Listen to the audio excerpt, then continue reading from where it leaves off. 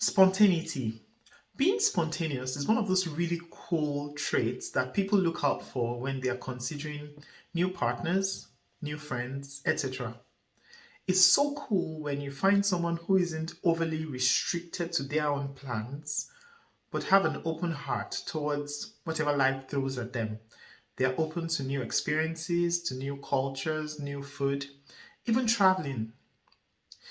Life comes with many surprises. There are many things that you didn't plan for, and being able to tackle these scenarios, these occurrences as they come in a creative manner without getting overly stressed by them is I think it's a life skill. So what better place to practice spontaneity than in communication? Many times you meet someone you weren't expecting to meet, you are asked a question you didn't prepare for, and your ability to express your authenticity, to show your true character and how you perceive the world, even in those impromptu moments, I consider it a life skill as well. It's priceless. Now, the brain has certain heuristics which it has formed to deal with maybe familiar or less than familiar situations. So these are mental shortcuts to make a decision. I'll give you an example. You're on a call and someone randomly asks you, "What do you think?" or asks you a question.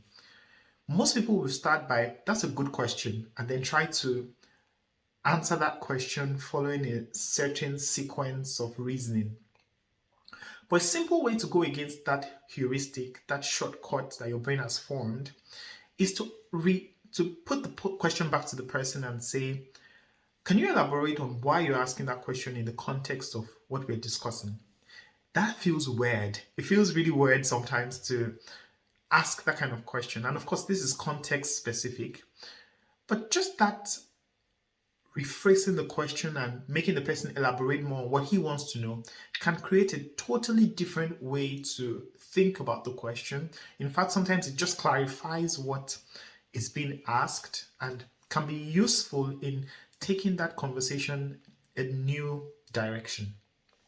I read this book recently about a guy, the author, who was going for an interview.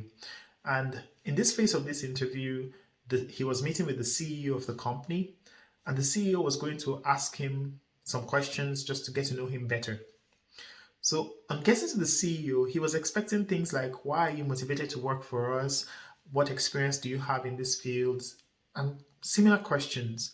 And then the CEO asked him, "If you were an onion and I peeled the first two layers, what will I find?" Something around that. And this was, of course, an unexpected question and something that will usually throw people off guard because they weren't expecting it. I really liked the response this author gave because he had trained himself in how to be spontaneous and to think on his feet, essentially. He said, "Onions make me cry." And then he got into this whole talk about being emotionally sensitive and having EQ in the workplace. And that was so creative and so valuable because it was an answer that the CEO was also not expecting, and it took them in a totally different direction where they were able to address emotional needs and emotional safety in the workplace, things like that. That is a great way to challenge the heuristics that we already have. It's possible for him to have answered, "That's a good question, but if you peel me two layers as an onion, you'll find out that I am really hardworking, I'm really trustworthy, etc." But being able to ask yourself questions that go against the heuristic your brain has already developed to address similar situations can play a big role in helping you be spontaneous and even more authentic in your communication. These heuristics show up in different aspects of life, even in behavior. For some of us, there are certain words that trigger us. It can make you shut down or make you flare up, etc. And instead of reacting impulsively or by default to that word being spoken, you can ask yourself, first of all, maybe calm down. Try to count 1 to 10 in your mind before responding or reacting.